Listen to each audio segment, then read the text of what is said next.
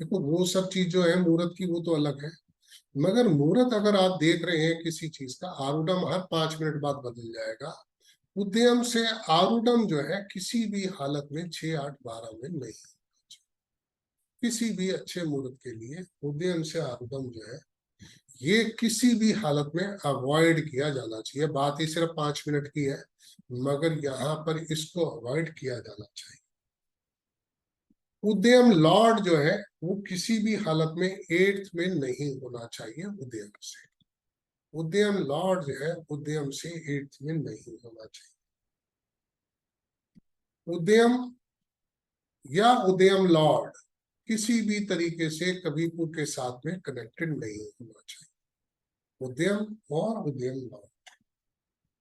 अगर आरूढम का कोई सिग्निफिकेंस है तो फिर आरूढम को भी देखना है कि आरूढम कनेक्टेड ना हो कविपुर के साथ।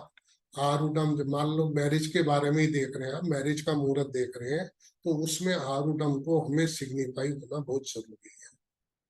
मान लो आप लड़की देखने ही जा रहे हैं तो भी किसी से बातचीत करने जा रहे हैं, वहां पर भी आरूढम का सिग्निफिकेंस आ रहा है, क्योंकि आरूढम जो है वो लड़की है जिसे आप देखने जा रहे हैं।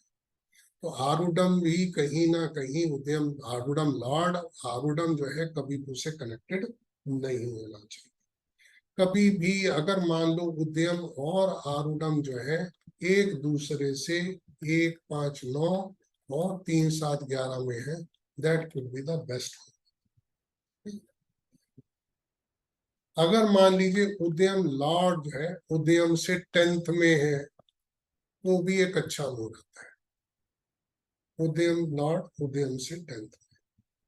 अगर मान लीजिए जुपिटर एक्सॉल्टेड है और बात हो रही है, वही बात है गोल्ड परचेज के बारे में हो रही है या किसी, तो उस वक्त का मुहूर्त जो है वो अच्छा है उसके लिए टू बाय गोल्ड या गोल्ड गोल्ड ज्वेलरी की बात हो रही है तो फिर वीनस को देखना चाहिए। अगर मान लीजिए आप कहते हैं पॉलिटिक्स, किसी ने पर्चा भरने जाना है, किसी ने पॉलिटिक्स ज्वाइन करनी है, उस वक्त में कारक प्लेनेट जो है पॉलिटिक्स का वो है सन। तो ऐसे में यहाँ पर सन जो है अगर एग्जॉल्टेड पोजीशन में है और कारक भाव जो है पॉलिटिक्स का वो है 5th हाउस, ये दो चीजों को चेक कर लेना बहुत जरूरी है। बाकी वो जो चीजें बताई गई हैं उद्यम से आरूढम 6, 8, 12 में, और वो सब चीजें हमारे कंसिडर में होनी चाहिए।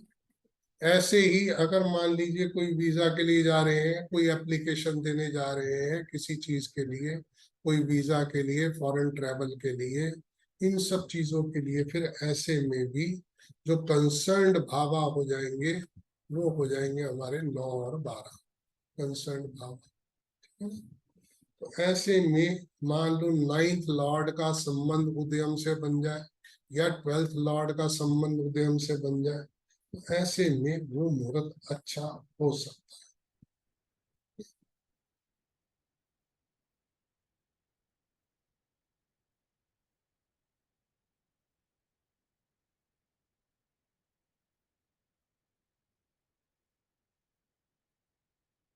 हमने कल बात करी थी टाइमिंग ऑफ इवेंट के बारे में, 12th हाउस के ट्रांजिट प्लेनेट को हमने लेना है उसके बारे में। कोई भी हैपनिंग ऑफ इवेंट वो हमने देखा था 12th हाउस जो है ट्रांजिट प्लेनेट के बारे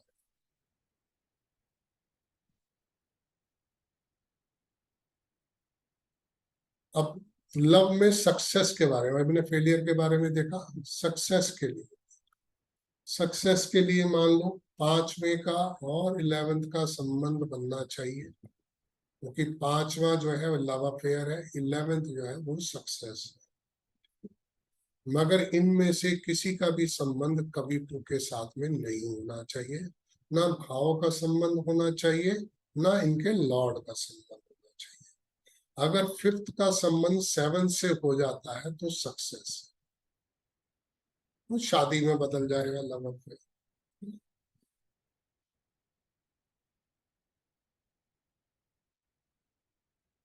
5th लॉर्ड अगर डेबिलिटेशन में आ गया मान लीजिए किसी भी वजह से, तो यहाँ पर एलिजिबिलिटी के ऊपर क्वेश्चन मार्क है। जो है, जो भी एक पार्टनर है उनमें से एक की एलिजिबिलिटी क्वेश्चन मार्क है। मान लीजिए उदयम जो है एक्सॉल्टेड है, तो ऐसे में वो कोई ना कोई तरीका निकाल लेगा शादी के। He will do some tricks. Udyam Lord exalted.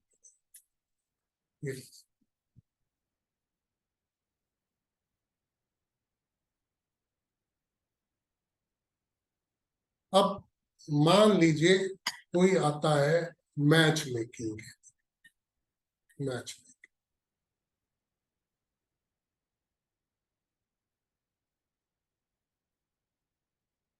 Match making के लिए उदयम के अंदर में आने वाला प्लेनेट, सपोज करिए यहाँ पर ये उदयम है और यहाँ पर ये वीनस है। तो आज मान लीजिए आपके पास में बहुत सारे चार्ट हैं, 5-6 चार्ट हैं, जिसमें से आपने कोई भी एक मैच मेकिंग करनी है। तो यहाँ पर जो लगन है